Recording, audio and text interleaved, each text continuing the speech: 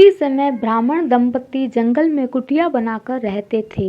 ब्राह्मण का नाम द्रोण था, उनकी पत्नी का नाम धरा था। दोनों का सदैव प्रभु में ही मन लगा रहता था। एक समय की बात है, ब्राह्मण भिक्षा मांगने बाहर गए हुए थे। तभी एक राहगीर उनकी कुटिया पर भोजन मांगने आया और बोला, कुछ खाने को दे दो, मेरे माता पिता भी भूखे हैं। माता धरा ने कहा, मेरे पति बाहर भोजन का प्रबंध करने गए हैं, कुछ समय बाद आएंगे, मैं आप सबको भोजन करवा दूंगी। कुछ देर उस राहगीर ने इंतजार किया, लेकिन बाद में वह क्रोधित होने लगा और कहने लगा, तुम्हारे पति तो अभी तक नहीं आए हैं, मुझे देर हो रही है, मेरे माता पिता भूखे हैं।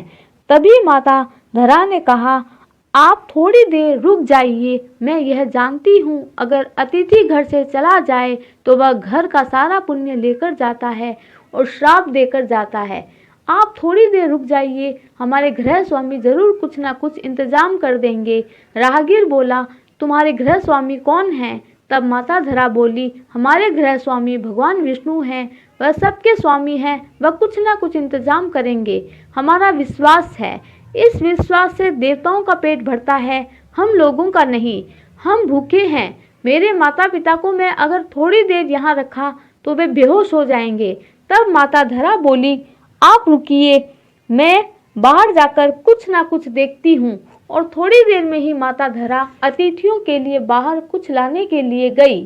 इससे पहले माता धरा आज तक बाहर नहीं गई थी, इसलिए उन्हें नहीं मालूम था कि जब कोई दुकान से सामान खरीदते हैं तो पहले कुछ देना पड़ता है।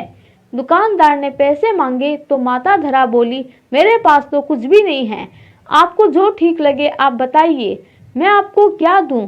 तब दुकानदार माता धरा को देखकर काम मोहित हो गया। उसने माता धरा से उनके स्तनों की मांग की। माता धरा सरल हृदय की समझ ना सकी, सोचने लगी, इस विश्व में ऐसे भी होते हैं, ऐसे जीव होते हैं जिनके मन में ऐसा विचार भी आ सकता है। हृदय में तो साक्षात भगवान नारायण निवास करते हैं। उन्होंने अबोध शिशुओं के लिए अमृत रूपी यह दूध स्तनों में भेजा है। मेरे लिए तो अतिथि और नारायण दोनों ही भगवान स्वरूप है। मैं अपने अतिथि के लिए कुछ भी करूंगी। ऐसा विचार करके माता धरा ने पास में रखी छुरी से अपने दोनों स्तनों को काट दिया। यह देखकर दुकानदार वही बेहोश हो गया। माता धरा बड़ी मुश्किल से अपनी कुटिया पहुंची, अपने दोनों स्तनों को जमीन पर रखकर बोली, हे नारायण, इन्हें स्वीकार करें, बाहर अतिथि खड़े हैं, अब मैं और ज्यादा खड़ी नहीं रह सकती। इतना कहकर माता धरा बेहोश हो गई। ऐसा दृश्य देखकर लग रहा था जैसे सभी शस्त्र सूर्य एक साथ वहां आ गए। तभी साक्षात प्रभु नारायण वहां प्रकट हो गए। शंख चक्र गदा धारण किए हुए प्रभु का यह स्वरूप बहुत ही अद्भुत लग रहा था। वह राहगीर के रूप में भगवान साक्षात खुद थे और राहगीर की माता पिता के रूप में भोलेनाथ और माता पार्वती थी। प्रभु बोले, धरा, मैं तुम्हारी त्याग, साहस, अतिथि सेवा से अति प्रसन्न हुआ। तुमने मेरे लिए अपने स्तनों का त्याग किया है। मैं अगले जन्म में तुम्हारा पुत्र बनकर इन्हीं स्तनों का पान करूंगा। भक्ति में भगवान को बांधने की अमोघ शक्ति होती है, जो माता धरा ने कर दिखाया और भगवान विष्णु कृष्ण बनकर मैया यशोदा के यहाँ पुत्र बनकर जन्मे। माता धरा मैया यशोदा हुई और उनके स्वामी द्रोण नंद बाबा हुए। अगर आपको मेरा यह वीडियो पसंद आए तो मेरे चैनल को सब्सक्राइब करना मत भूलिएगा। धन्यवाद।